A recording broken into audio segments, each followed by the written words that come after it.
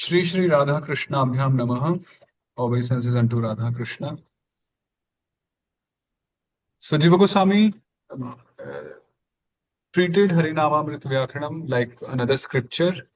So just like we have Mangala Charanams, invocations before any uh, like any scripture, or similarly Jiva Goswami puts invocation verses, four of them, before he begins the grammatical discussions, the grammar part. कृष्णमुपासितुमस्य सृजमिव नामावलिं तन्वै त्वरितं वितरे देशा तत्साहित्यादिजामोदम्. Jiva Goswami says, Krishnamupasitumasya. He's saying that he's compiling this Harinamamrita Vyakaranam, this grammar, primarily to worship Krishna. Krishnam Upasitum. Primarily to worship Krishna. Srajam refers to a garland. A garland in Sanskrit is called Sraja. So, just like we have a garland of flowers, so this Harinamamrit Vyakaranam is a garland of the holy names of the Lord. Harinam Amrit Vyakaranam. So he's composing this garland like Harinamamrit grammar in order to worship Krishna. The Acharyas actually explain in the commentaries here that devotees are of such a nature that wherever they go, whatever they do, their primary purpose is always to worship Krishna. And then there could be secondary purposes. So even while compiling a Sanskrit grammatical system, which is not even like a bhakti grantha or a philosophical book. So Jiva Goswami even defines or proposes that the lakshya, the prayojana, the target here is primarily to worship Krishna and secondarily to attain the knowledge of grammar. And then Tvaritam Vitare Desha Tat Sahityadi Jamudam. And then he says that this system of Harinamamrit Vyakaranam should be distributed. Vitaret is Vitaran, should be bestowed, distributed, so that when someone studies this grammar, then they will be able to relish the scriptures nicely, and then they will feel blissful. Because when we do Arth Vichar, when we do meditation on the meanings of the verses, of the Shastras, of the scriptures, then what happens? We become blissful and more blissful and more blissful. So Amoda, the word Amoda means happiness, bliss. And bliss out of Sahitya Adi Ja. Ja means Prakata, born. So the bliss which is born of the scriptures and so on related to Krishna. So when we study grammar, naturally, by studying grammar, we can't solve any physics or chemistry. We'll naturally enter into the scriptural field. We'll study them and we'll feel more blissful because we will feel more in association with the Lord. Because there is no difference between the Lord and the Shabda Brahma. The Lord in the form of the sound. So that's the first verse. The translation is, to worship Krishna, I will compose as a garland for him a Namavali, a set of his own sweet names. This Namavali will quickly bestow the types of bliss derived from being with Krishna, from poetry about Krishna, and from other things that pertain to him. Okay. Then someone can now, so all these commentaries and everything, you're most welcome to go through them. Now someone can say that there were already quite a few systems prevailing before Jiva Goswami wrote, compiled Harinamamrit Vyakaranam, like Panini, Mugdha Bodha, Saraswata, Kalapa, ityadi, many more. Then what was the need for him to compile another system, another grammatical system?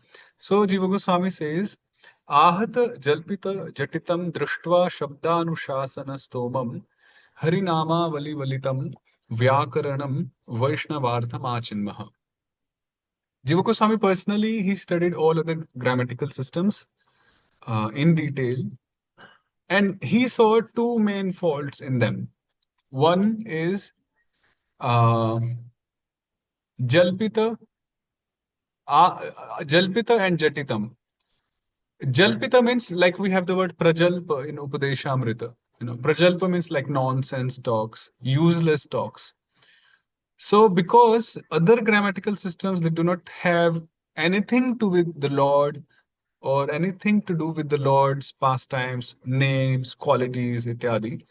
So, anywhere we go, which has no reference, no link to Krishna directly or indirectly, is a prajalpa for a devotee, is a useless talk.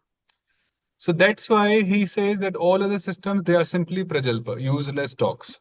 And second, jatitam, just like we have seen many sages, rishis, saints who have these the jata, the matted locked hairs, right? The jatas. Uh, so what happens in the jatas? It's so entangled. It's very difficult to enter and it's very difficult to come out. Similarly, other systems of grammar like Panini and all, they are good. The content is the same, but the presentation is quite difficult. Like if you compare Harinamamrit with Panini, you will see actually the presentation is very difficult there, and it's very easy in Harinamamrit Vyakaranam. You can't simply open Panini and study, but you can do the same. You can do open Harinamamrit Vyakaranam and study actually, just by little effort, and you can study on your own. So Jalpitam and Jatitam, useless talks, and Jatitam. It's very complex. The presentation is not that easy to understand for the readers. So after seeing such flaws in other grammatical systems, then Jiva Goswami he composed Achinmaha, the Harinama Valitam Vyakranam, this grammar, which is having which consists of the holy names of the Lord. And what is the target audience for Jiva Goswami? Vaishnavartham.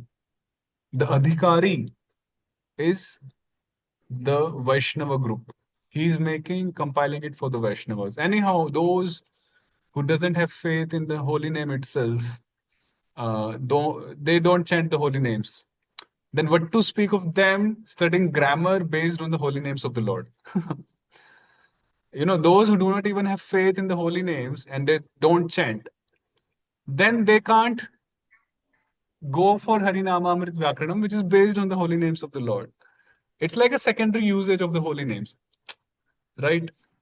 So, of course, those who have faith in holy name, only such candidates, Vaishnavas, can actually be the right candidates, adhikaris for studying a grammatical system like this. And he doesn't even stop there. Okay, the translation is having carefully examined many grammatical works, all entangled with useless statements. For the sake of the Vaishnavas, we are compiling a grammar richly endowed with Lord Hari's holy names. He doesn't stop there. He continues. Vyakarane marunivritti jivanalubdhaः sadagha sanvignaः harinamamritametat pibantu shatadhava gahanta. He compares the other systems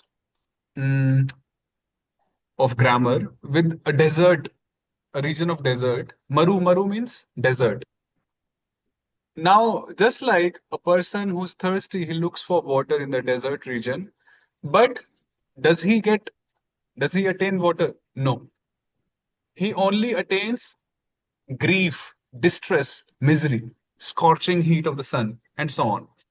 Similarly, those who are looking for happiness, ultimately, knowledge, anything we look for should ultimately culminate into happiness and bliss. Then only we can continue. Otherwise, we don't want anything, even knowledge.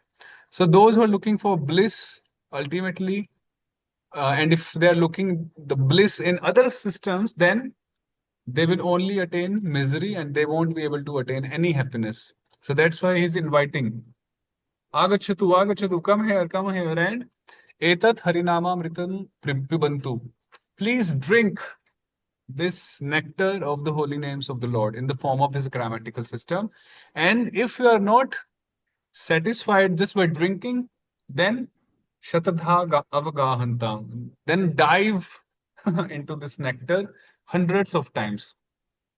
If you're not even satisfied by drinking, then dive into this nectar hundreds of times. Shatadha.